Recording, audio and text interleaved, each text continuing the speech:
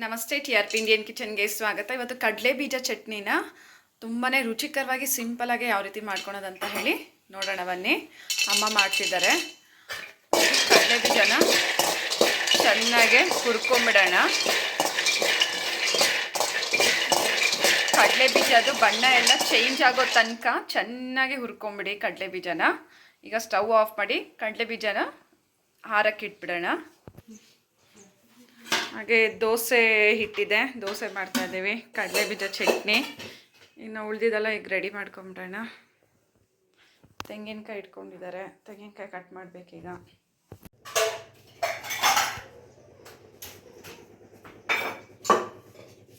ನೋಡ್ಬೋದು ಎಲ್ಲ ಕಟ್ ಮಾಡಿ ಎತ್ತಿಟ್ಕೊಂಡಿದ್ದಾರೆ. ಒಂದು ಸ್ವಲ್ಪ ತೆಂಗಿನಕಾಯಿ, ಖಾರಕ್ಕೆ ಎಷ್ಟು ಬೇಕೋ ಅಷ್ಟು ಒಣಮೆಣಸಿನ್ಕಾಯಿ, ಸ್ವಲ್ಪ ಕೊತ್ತಂಬರಿ, ಹಾಗೆ ಬೆಳ್ಳುಳ್ಳಿ ಒಂದೆರಡು, ಒಂದಿಷ್ಟೇಷ್ಟು ಗೋಲಿ ಗಾತ್ರದ ಹುಣಸೆ ಹಣ್ಣು ಆಗಿದೆ. ಈಗ ಇದು ಕಡಲೆ ಬೀಜನೂ ಹುರಿದಾಗಿದೆ. ಇದ್ರದ್ದು ಸಿಪ್ಪೆ ತೆಗಿಬೇಕು. ಸಿಪ್ಪೆ ಎಲ್ಲ ಚೆನ್ನಾಗೇ ಬರಬೇಕು ಅಂದರೆ ಒಂದು ಸ್ವಲ್ಪ ಆರಬೇಕು ಇದು ಕಡಲೆ ಬೀಜ, ಆಗಲೇ ಸಿಪ್ಪೆ ಚೆನ್ನಾಗೆ ತೆಗಿಯೋಕ್ಕೆ ಸುಲಭ ಆಗುತ್ತೆ. ಈಗ ಎಲ್ಲ ಮೊರದಲ್ಲಿ ಹಾಕೊಂಬಿಡೋಣ.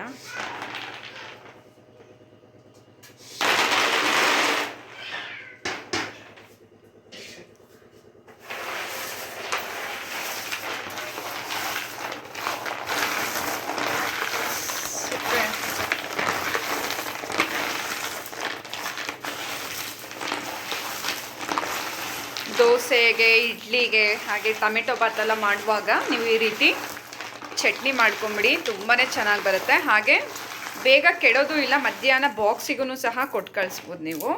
ಬಿಸಿ ಅನ್ನಕ್ಕೂ ಚೆನ್ನಾಗಿ, ಬಿಸಿ ಬಿಸಿ ಅನ್ನಕ್ಕೂ ತುಂಬ ಚೆನ್ನಾಗಿರುತ್ತೆ. ಹಾಗೆ ಒಂದು ಸ್ವಲ್ಪ ತೆಳು ಮಾಡಿದ್ರೆ ನೀವು ಮುದ್ದೆ ಜೊತೆನೂ ಇದನ್ನು ತಿನ್ಬೋದು.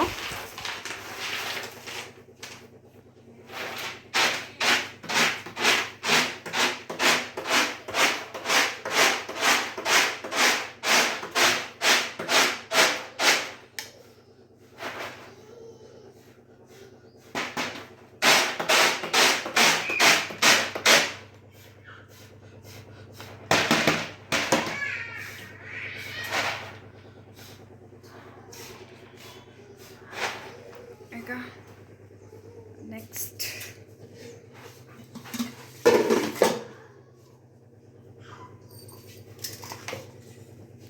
ಮಿಕ್ಸಿ ಜಾರ್ಗೆ ಹಾಕೊಂಬಿಡೋಣ.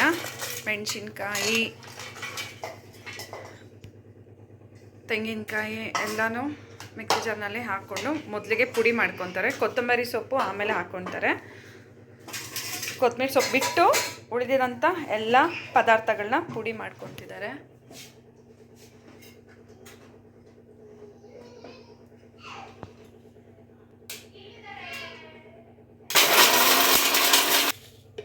ನೋಡ್ಬೋದು ಈಗ ರುಚಿಗೆ ತಕ್ಕಷ್ಟು ಉಪ್ಪು ಹಾಕ್ತಿದ್ದಾರೆ. ಹಾಗೆ ಕಡಲೆ ಬೀಜ ಈ ರೀತಿ ಮೊದಲೇ ಪುಡಿ ಮಾಡೋದ್ರಿಂದ ಚಟ್ನಿ ನುಣ್ಣಗಾಗತ್ತಂತ ಹೇಳಿಬಿಟ್ಟು ಫಸ್ಟ್ ಒಂದು ಸ್ವಲ್ಪ ತೆಂಗಿನಕಾಯಿನ ಪುಡಿ ಮಾಡ್ಕೊಂಡಿದ್ದಾರೆ. ಈಗ ಸಿಪ್ಪೆ ತೆಗೆದಿರುವಂಥ ಕಡಲೆ ಬೀಜಗಳನ್ನ ಹಾಕೊಂಡ್ಬಿಡೋಣ. ಇದರಲ್ಲಿ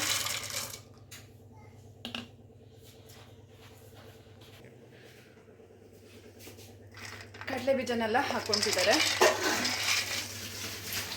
ಹಾಗೆ ಈಗ ಕೊತ್ತಂಬರಿ ಸೊಪ್ಪನ್ನು ಹಾಕ್ಕೊಂಡ್ರು.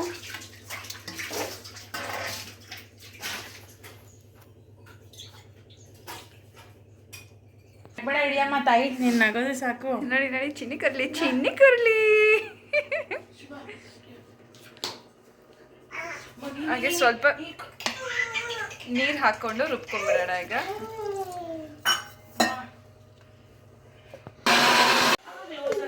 ನೋಡಿ ಚೆನ್ನಾಗೆ ನುಣ್ಣಗೆ ಚಟ್ನಿ ರೆಡಿ ಆಗಿದೆ. ಈಗ ಒಗ್ಗರಣೆ ರೆಡಿ ಮಾಡ್ಕೊಂಬಿಡೋಣ. ಇಲ್ಲಿ ನೋಡಿ ನಮ್ಮ ಚಿನ್ಕೊಡ್ಲಿ ಮಾ ಇಲ್ಲಿ ನೋಡಮ್ಮ, ಕೊತ್ತಂಬರಿ ಸೊಪ್ಪು,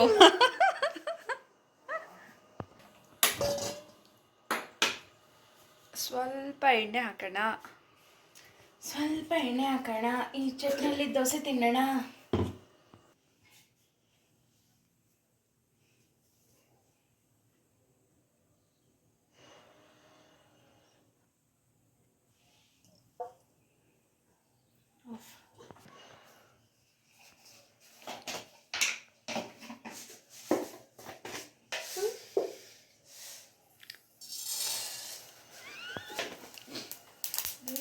ಸ್ವಲ್ಪ ಸಾಸಿವೆ ಹಾಗೆ ಸ್ವಲ್ಪ ಜೀರಿಗೆ ಹಾಕಾಗಿದೆ. ಈಗ ಸ್ಟವ್ ಆಫ್ ಮಾಡ್ತಾ ಇದೀವಿ. ಸ್ವಲ್ಪ ಸುಮ್ಮನೆ ಇದೆ ನಮೀನ ರೆಡಿ ಆಗಿದೆ. ಈಗ ಚಟ್ನಿ ಹಾಕೊಂಡ್ಬಿಡೋಣ. ಗಂಟೆಗಲ್ವಾ?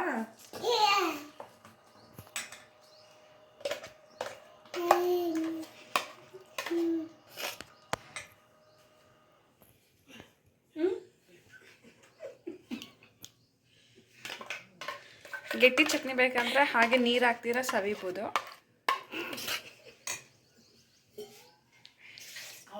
ಅದರಲ್ಲಿ ಒಂದು ಸ್ವಲ್ಪ ನೀರು ಹಾಕಿ ಇದರಲ್ಲಿ ಹಾಕೊಂಡ್ಬಿಡೋಣ. ಮಿಕ್ಸ್ ಮಾಡಮ್ಮ.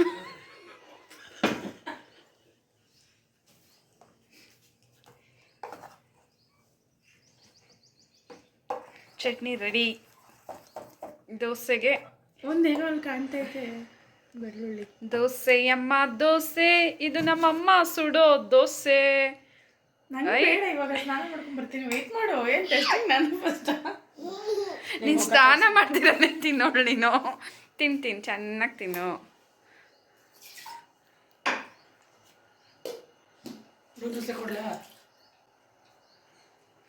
ಇದು ದೋಸೆ ಹಾಕೊಂಡ್ಬಿಡೋಣ ಅಂತ ಹೇಳಿ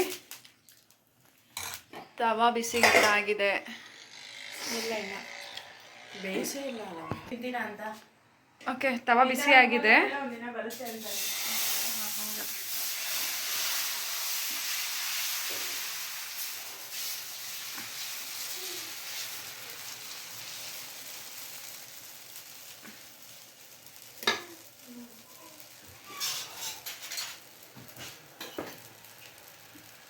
ಎಣ್ಣೆ ಹಾಕೊಂಡ್ರೆ ದೋಸೆಗೆ.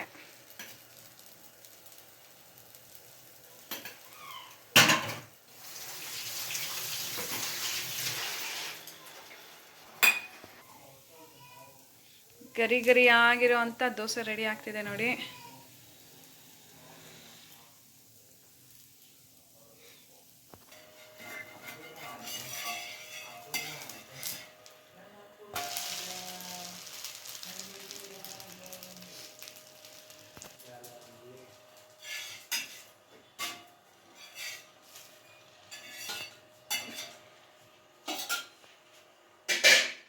ದೋಸೆ ಆಯಿತು. ಹಾಗೆ ಈಗ ಚಟ್ನಿ.